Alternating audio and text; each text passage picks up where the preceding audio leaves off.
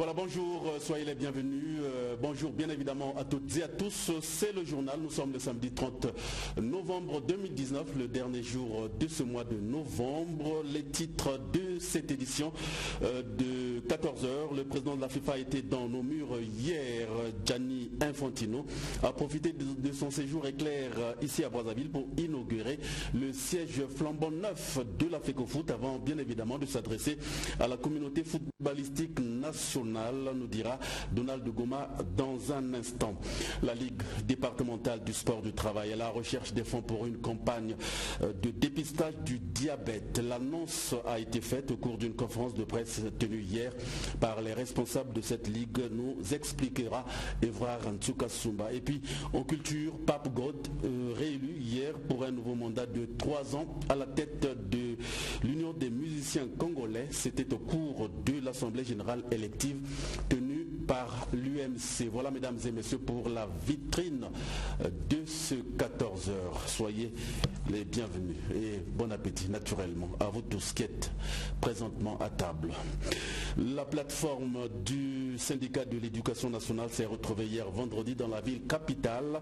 Cette plateforme constate avec amertume d'ailleurs que leurs revendications soumises au gouvernement de la République dans le cadre du dialogue social qu'elle a eu avec la plateforme gouvernementale en 2013 ne sont pas prises en compte jusqu'aujourd'hui. Cette plateforme menace par conséquent d'aller en grève si rien n'est fait. Morel Mabélé, David Gomez. La plateforme du syndicat de l'éducation nationale lance un préavis de grève à compter de ce vendredi 29 novembre 2019. Cette plateforme qui s'est retrouvée au siège de la MUGEF pense que le gouvernement ne prend pas en compte leurs revendications qui datent de 6 ans. Parmi ces revendications, on peut citer le non-paiement de la bourse des enseignants finalistes, le quota d'intégration à la fonction publique qui est très minime. Gabriel Mayinga, l'un des membres de cette plateforme. Voici 6 ans que nous étions ensemble avec le gouvernement.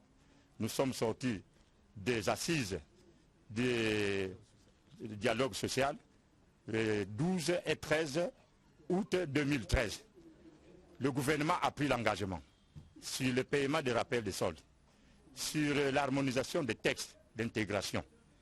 Après quoi, il devait payer chaque trimestre les rappels de soldes aux enseignants. Il se trouve que depuis 2015, il y a eu une suspension unilatérale de ce paiement de rappel de soldes par le gouvernement qui ne respecte pas ses engagements. Cette plateforme du syndicat de l'éducation nationale va se retrouver dans une semaine pour analyser la situation et décider sur la conduite à tenir. Voilà autre chose dans cette édition, célébration différée hier de la journée internationale pour l'élimination des violences à l'égard des femmes. Au cours de cette célébration, il était question de sensibiliser les pouvoirs publics, le secteur privé et la société civile à s'engager dans la lutte pour mettre fin aux violences basées sur le genre dans toutes ses formes et partout dans l'ensemble du pays. Reportage signé Bienvenue Pungi Pungi et Gervais Mbouaka. Orangeons la République du Congo, tous unis contre le viol.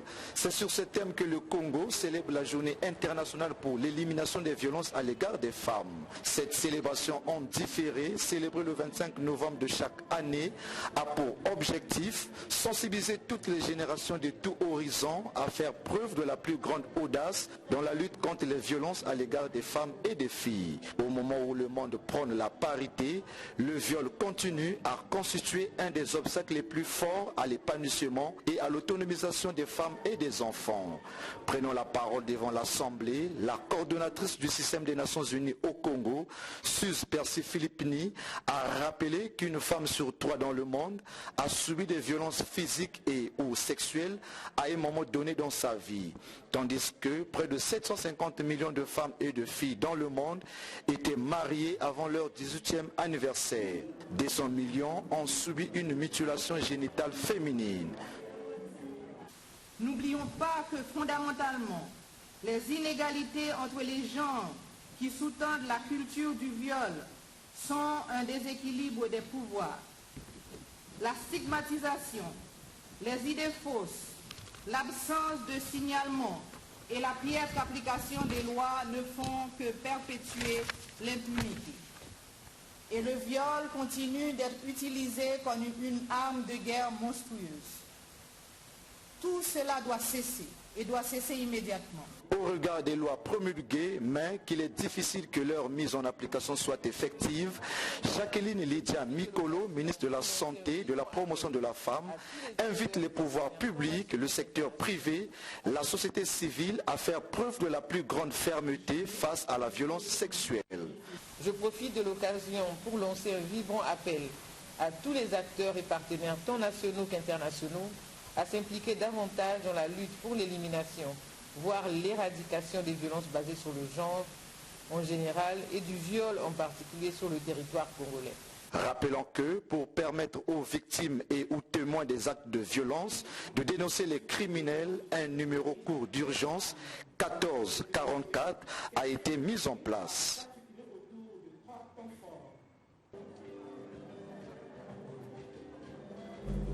Voilà, poursuivons cette édition. Courir devient un acte solidaire.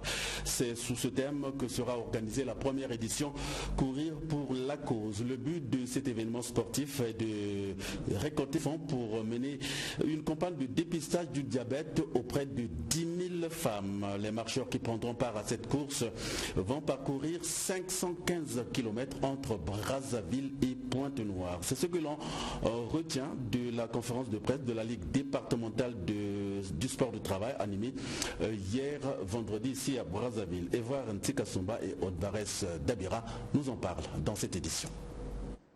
C'est une action qui valorisera certainement l'écosystème congolais sur la scène internationale et pourra mobiliser des compétiteurs de tout horizon. Il s'agit d'une course qui vise à relier les villes de Pointe-Noire et Brazzaville sur une période de 7 jours. Ici, en conférence de presse, le président de la Ligue départementale du sport du travail de Brazzaville est revenu largement sur le caractère socioculturel de cet événement sportif. Pour Rodrigue Ndinga, courir pour la cause, c'est procéder à une levée de fonds pour mener une campagne de dépistage du diabète auprès de 10 000 femmes. C'est un projet qui comporte plusieurs dimensions. La première dimension, c'est que c'est la dimension sanitaire, puisque c'est un projet qui vise à lever des fonds pour réussir à dépister ou à mettre en place une campagne de dépistage auprès de 10 000 femmes à Brazzaville. Moi, ce que je peux simplement dire aux marcheurs et aux acteurs de la société civile, c'est de venir s'associer à ce projet, peu importe la forme, qui s'associe à ce projet pour qu'on puisse réussir à mettre en place ce dépistage pour nos mamans à Brazzaville. Tous les marcheurs qui souhaitent participer, sous réserve qu'ils aient une aptitude physique et qui disposent d'un certificat médical d'aptitude à la compétition sportive. Et puis ensuite, c'est un défi à la hauteur de la cause. En 7 jours de course, l'itinéraire et les étapes que vont devoir parcourir les participants sont Pointe-Noire, Dolezi, Nkayi, Lutete, Minduli, Kinkala et Brazzaville. Donc c'est 515 km à parcourir.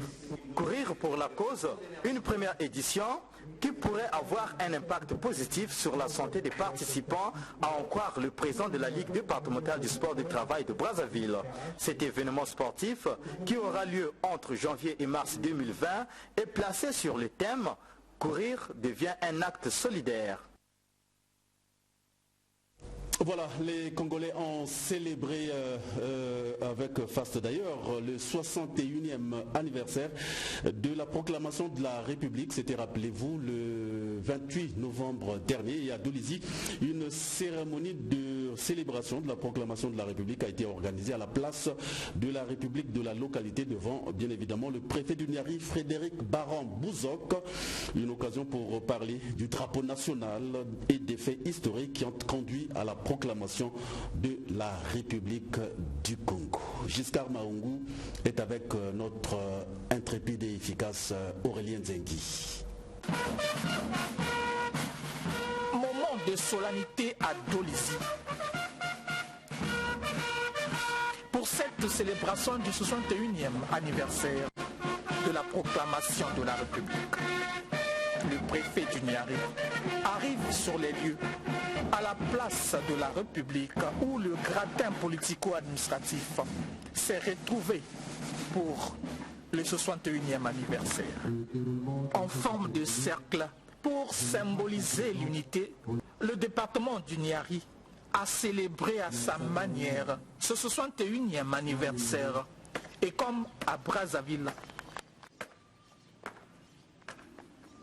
il y a eu aussi l'éveil des couleurs et hymne national. Occasion propice pour le directeur départemental de l'éducation civique de parler des valeurs du drapeau et de l'attitude à prendre devant un drapeau qui ne fait pas la joie de l'œil de celui qui regarde.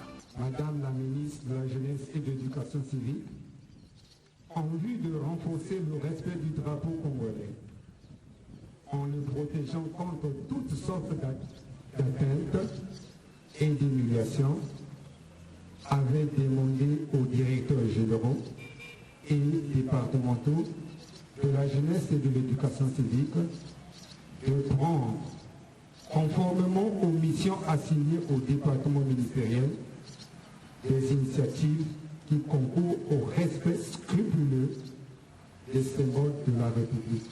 Pour cette célébration, le département du Niari a mis les petits plats dans les grands. Après l'exposé de Paul-Marie Mangoko, l'histoire avec Charles Maboussou, celui-ci a replongé l'assistance dans des différents faits qui ont marqué le cheminement du processus jusqu'à la proclamation de la République.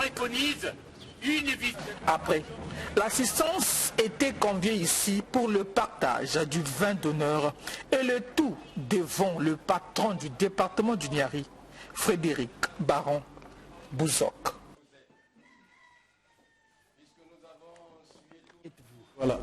Voilà la fête du 28 novembre à Doulizi dans le département du Kouilou. Pendant ce temps, 2 temps forts ont marqué la célébration de cet anniversaire. La conférence débat dans la salle du 28 novembre 1958 et puis la célébration du premier anniversaire de l'orchestre dénommé Les Républicains. Jean-Pierre Février, qui est également efficace du côté de Pointe-Noire, nous en parle avec Héritier et toi. C'est dans un climat convivial et de solidarité que le département du Kouilou a célébré le 61e anniversaire de la proclamation de la République du Congo.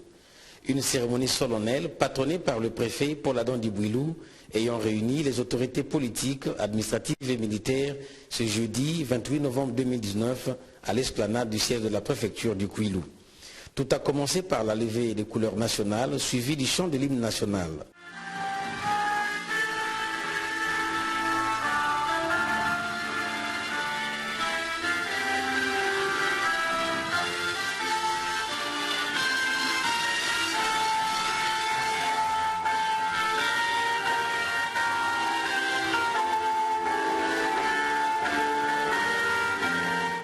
Les invités à la cérémonie ont répondu massivement présents pour donner un éclat particulier à cette journée commémorative.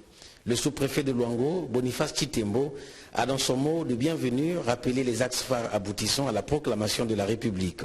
L'évocation historique sur la personnalité de Jean-Félix Chikaya, figure de proue de la politique congolaise, élaborée et conçue par le préfet Paul-Adam Dibouilou, a été rendue par Leslie Gavé-Tsengi, directrice départementale du Fonds national du cadastre.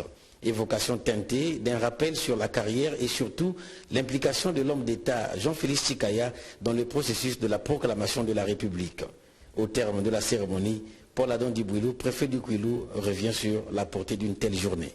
Il faut revenir quand même sur une maxime importante qui est celle qui a été pensée par le président de la République, Denis Sassou Nguesso, à savoir cette journée qui est commémorative naturellement, mais qui est dédiée à la paix. La paix grâce à laquelle la République peut se développer. La République, effectivement, nous sommes à l'ère de la diversification économique, vous voyez, mais sans la paix, nous ne pouvons pas engager un développement tout azimut de notre pays. Pour revenir sur l'évocation faite concernant la personnalité de Jean-Félix Chikaya, il faut dire que Jean-Félix Chikaya a été comme bien d'autres, au Pango, Youlou, ceux qui effectivement ont accompagné la colonisation, donc l'administration coloniale, jusqu'à notre émancipation, c'est-à-dire la décolonisation. Et c'est ainsi que Jean-Félix Tshikaya, qui était parlementaire jusqu'à, on peut dire, à la Ve République, a été donc parlementaire, il a voté au niveau de la Constitution française, si vous voulez, la libération des États de l'AF et de l'AOF, et ce qui a amené effectivement à ce que, tout simplement, le 28 novembre 1958, a procédé à la déclaration de la République. Enfin, c'est sous le signe de la paix, thème choisi pour cette commémoration, que cette journée chère à la République s'est de nouveau enracinée dans le Kwilu. Voilà, c'est bien compris. Demontez Mavungu. Revenons à Brazzaville pour parler de la Chambre haute du Parlement qui était en plénière hier vendredi sous la conduite de son président Pierre Ngolo, président du Sénat. À l'ordre du jour, 4 affaires soumises à la sagacité des sénateurs. Il s'agit entre autres du projet de loi autorisant la ratification de la Convention relative au statut des apatrides et celui de la Convention internationale sur la réduction des cas d'apatridie. Je ne vous en dis pas plus, suivons plutôt ce reportage signé Claude Nardi, Anissé Mangala. S'agissant des 2 premières affaires sur le projet de loi autorisant la ratification de la Convention relative au statut des apatrides et celui de la Convention internationale sur la réduction des cas d'apatridie, le ministre Ange Aimé Wilfried Bininga de la Justice, des droits humains et de la promotion des peuples autochtones a répondu aux préoccupations des vénérables sénateurs en se référant sur la déclaration des États membres de la CIRGEL signée le 15 octobre 2017 à Brazzaville. Il faut dire qu'il s'agit de 2 projets de loi qui s'inscrivent dans une dynamique engagée par nos chefs d'État au sein de la CIRGEL.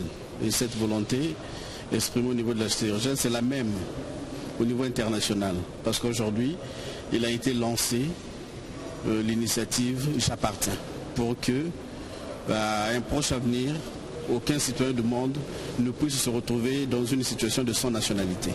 Et la volonté de notre pays est de travailler à ce que, effectivement, chaque personne qui se trouve sur le sol congolais soit rattachée à une nationalité. Nos compatriotes autochtones sont sujets à part entière de la République du Congo. C'est des Congolais comme vous et moi. Ils n'ont pas besoin d'accomplir une formalité supplémentaire pour accéder à la nationalité congolaise. Ils sont congolais.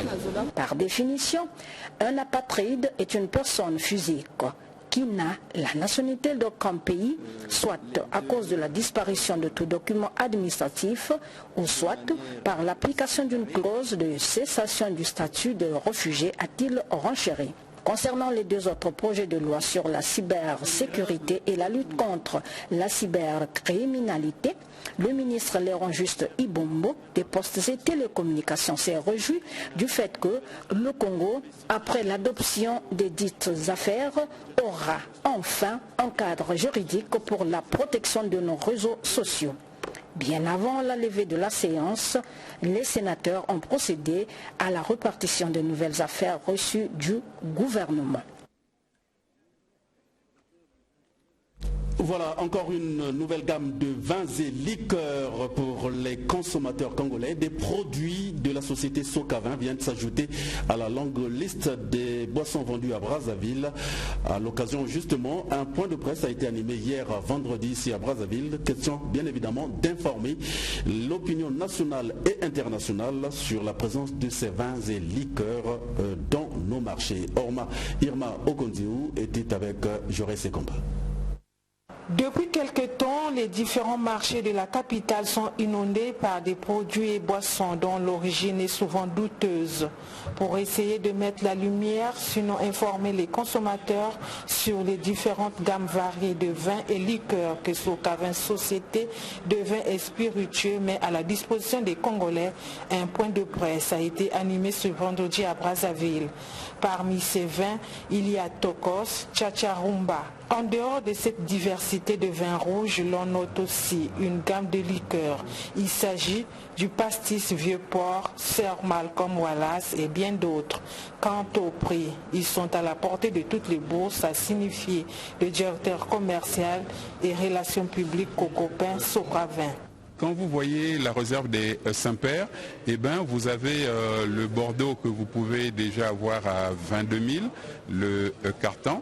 Et quand vous passez maintenant au Cabernet Sauvignon, au Merlot, et vous les avez à 14 900, et si vous divisez 14 900 par 6, eh ben, vous allez vous rendre compte que c'est vraiment abordable. Et si vous descendez maintenant au Comté del Sol, vous avez à 9 000 à 10 000, et quand vous divisez par 6, c'est vraiment à la portée. Donc je crois que chacun peut retrouver son compte en consommant les produits Socavin. Là, c'est sur du vin, et c'est pareil aussi sur les whisky. Outre la mise en bouteille de vin et whisky français, dont la charge revient à Socavin, qui a 6 lignes de production, tandis que Cocopin, compagnie congolaise de planification industrielle, s'est focalisée à la fabrique des pains qui seront vendus très bientôt à Brazzaville. À titre de rappel, les produits Socavin sont exportés en République démocratique du Congo et très bientôt ils seront commercialisés dans les pays de la zone CEMAC, nous a-t-on révélé. Précisons que Socavin est à Pointe-Noire, précisément au quartier Mvindoulou. Cette société a été inaugurée en février 2019.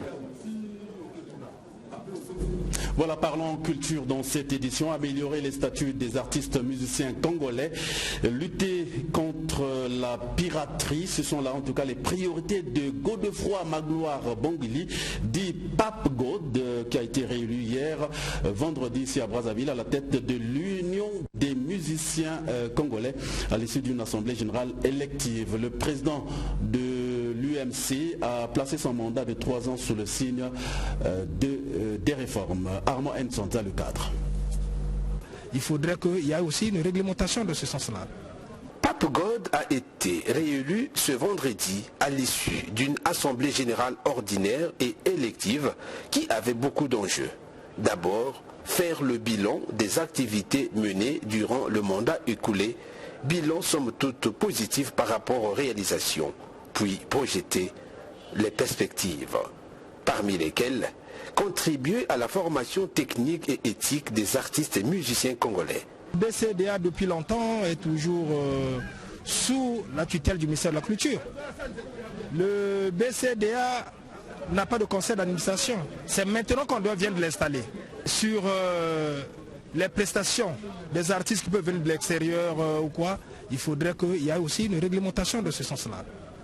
Vous voyez même les produits qui sont congolais. Mais on prend d'autres personnes qui viennent d'autres pays pour venir faire la publicité. Que ce soit sur la boisson, sur les sociétés de téléphonie mobile. Oui, c'est pas normal. Ici aussi, il y a des artistes, il y a des talents qui peuvent faire aussi ces publicités-là. Nous avons pratiquement 2 priorités. Il y a le statut de l'artiste et le BCDA. Et nous disons aussi, voilà, l'occasion m'est venue de parler à vous, journalistes. Dans vos chaînes de télévision, vous n'avez pas de régisseur d'antenne. Vous ne payez pas les droits d'auteur dans vos chaînes de télévision respectives. Rien. Et ça vous dit rien. Payez, remettez comme c'était avant. Il y a un régisseur d'antenne qui note tout ce qui se passe à l'antenne. On peut passer une chanson, on note. Un homme politique, on note parce qu'il doit avoir un conducteur. Mais dans nos radios, dans nos chaînes de télé, non. On peut prendre ton disque, on le met, on le fait passer. Quelqu'un ne note, personne ne note. Et voilà, donc vous, comme je disais la fois passée, que c'est d'abord l'État congolais qui nous exploite. Négocier auprès du gouvernement de la République l'application effective de la mesure sur l'instauration d'un prélèvement de 0,1% du budget national au profit de la promotion de la culture nationale. Puis rechercher les voies et moyens pour améliorer les conditions sociales des artistes et musiciens congolais par la mise en place d'un régime de protection sociale. Dans son adresse, le président de l'UMC a invité les artistes à être des professionnels et non des amateurs, car un artiste doit vivre de son art. Il les a encouragés à se mettre au travail. C'est le secret de la réussite. Voilà du sport avant de nous séparer, mesdames et messieurs. Brazzaville abritera sous peu le siège du bureau régional de la FIFA. La FIFA, c'est la Fédération internationale de football association. Le protocole d'accord relatif a été somme toute paraphé hier vendredi au cours de la visite qu'a effectué le président de cette institution internationale, donc de la FIFA, Gianni Infantino, dans la capitale congolaise. Bien avant de quitter Brazzaville, le président de la FIFA a procédé à l'inauguration du siège flambant neuf de la Fédération congolaise de football. Reportage signé Donald Goma, Arnaud Itoba. Il était exactement 10h15 lorsque le président de la FIFA a foulé le sol de la capitale. À l'aéroport international Maya, toute la communauté du football congolais est venue réserver un accueil chaleureux à la délégation de Gianni Infantino.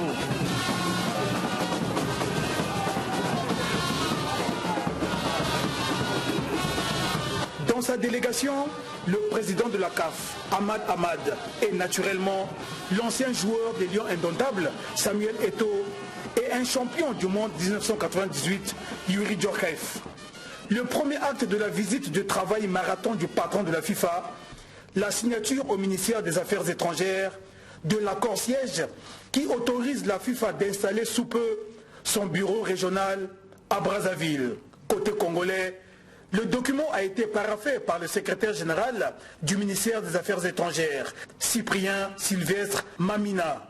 Et côté FIFA, l'acte a été posé par sa secrétaire générale, Fatma Samoura.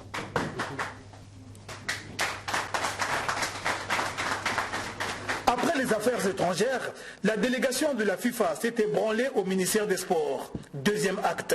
Ici, après le tête-à-tête avec le ministre Hugues Ngwele, on a procédé aux décorations. Pour leurs efforts consentis pour le développement du sport au Congo, le président de la FIFA a été élevé au grade du commandeur dans l'ordre du mérite congolais et celui de la CAF, officier dans l'ordre du mérite congolais. Le troisième acte de la visite du président de la FIFA à Brazzaville a été tout naturellement la visite du complexe sportif de Kintele. Ici, Gianni Infantino et sa suite sont reçus par le maire de Kintele. Le patron du football mondial a apprécié ce joyau de 65 000 places. Après quoi, tous au nouveau siège de la Fédération congolaise de football, où Gianni Infantino a procédé à son inauguration et bien évidemment à sa visite guidée. C'est le quatrième acte. C'est le président de cette structure, Guy Blaise Mayolas, qui a servi de guide à son hôte de marque, bien avant de quitter les lieux pour la présidence de la République, où il a été reçu en audience par le chef de l'État. Gianni Infantino a remis à Guy Blaise Mayolas le fanion de la FIFA et un ballon, une façon de rendre l'ascenseur au président de la Fédération congolaise de football, qui venait lui aussi d'offrir un présent au président de la FIFA. Une façon de témoigner de très bons rapports qui existent entre la FIFA et la Fédération congolaise de football. Voilà le séjour un peu plus riche de la délégation de la FIFA à Brazzaville, une délégation conduite naturellement par son président Gianni Infantino. Tout juste après justement l'inauguration et la visite du siège de l'Afrique au foot, le président de la FIFA s'est adressé à la communauté du football congolais. Écoutons Gianni Infantino une fois de plus au micro de Donald Goma.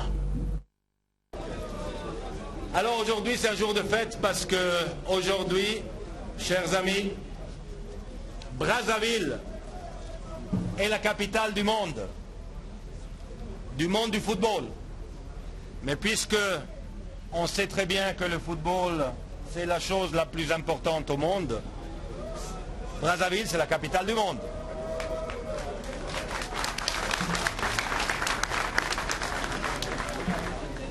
On est là pour fêter l'ouverture de ce siège qui est un pilier important pour le développement futur du football ici à Brazzaville et au Congo.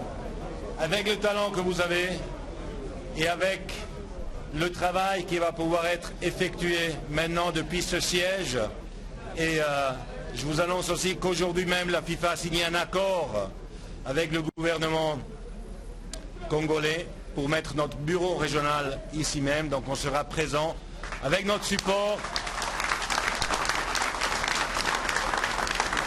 et avec notre collaboration. On va écrire de nouvelles pages magnifiques du football congolais et du football africain. Dans des infrastructures pareilles, dans des structures pareilles, Président, il n'y a plus d'excuses. Vous êtes qualifié pour le CHAN. Il faut faire mieux, il faut faire plus. Il faut essayer d'aller gagner. Il faut se qualifier pour les autres compétitions aussi. Il faut développer le football féminin aussi. Mais on est là pour mettre en place tous ces projets. On est là pour développer le football dans ce magnifique pays. On est là, pas pour développer le football africain, mais on est là pour mettre le football africain au sommet du football mondial. Voilà le président de la FIFA, Gianni Infantino, en tout cas s'adressant à la communauté sportive nationale. Le président de la FIFA, toujours lui, a été également reçu, Donald vous l'a dit, hier vendredi à la résidence du Plateau par le chef de l'État, Denis Sassou Nguesso, le premier sportif congolais. La problématique de la prise en main de la jeunesse sportive africaine en général et congolaise en particulier a dominé les débats. Roger Soli pour le compte de la presse présidentielle. Doté d'infrastructures sportives de qualité, le Congo a retenu l'attention de l'instance suprême du football mondial. Gianni Infantino, président de la FIFA qui a visité quelques infrastructures sportives de Brazzaville, a annoncé l'implantation du siège régional de la Fédération internationale de football association dans la capitale congolaise. On va investir, on vient d'inaugurer un nouveau siège de la Fédération congolaise du football. On vient d'inaugurer et de signer un accord avec le gouvernement pour mettre le siège régional de la FIFA ici. Donc la FIFA va être très présente à Brazzaville et va en fait coordonner les travaux pour toute cette région depuis ici. Satisfait de la qualité des installations sportives du Congo, Gianni Infantino a déclaré qu'il est désormais temps de les faire vivre pour le rayonnement du Congo sur le plan sportif, à travers notamment le développement du football féminin. L'entretien que l'on vient d'avoir avec le président me conforte et me rassure encore plus et nous donne encore plus d'énergie pour travailler dans cette direction. Vous avez ici au Congo des infrastructures exceptionnelles.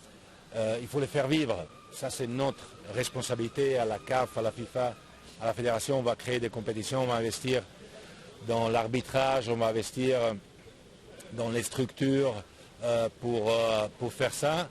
On va faire vivre les installations qu'il y a ici au Congo, qui ont été construites dans tous les coins du pays, en faisant de la formation des jeunes, des garçons, des filles, en travaillant avec les écoles, avec les collèges, pour refaire briller le Congo comme il y a déjà 47 ans qu'une victoire à la Coupe d'Afrique manque.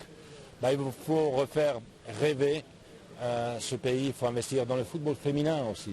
Gianni Infantino, qui préside aux destinées de la FIFA depuis 3 ans en remplacement de Sepp Blatter, a été accompagné entre autres du président de la Confédération africaine de football Ahmad Ahmad, de l'international de football le Camerounais Samuel Eto'o et du ministre congolais des Sports Hugues Ngouélondile. Voilà, 14h passées de 32 minutes. Mesdames et messieurs, c'est la fin de cette édition. Merci à vous tous de l'avoir suivi. On se retrouve toujours avec le même tonus demain, dimanche, à partir de 14h. Mais sachez, mesdames et messieurs, que la mort est pour nous, pour chacun d'entre nous, un rendez-vous dont le lieu et la date ne sont pas connus, mais un rendez-vous déjà accepté dès la naissance. Voilà, complètement bouclé. Au revoir demain.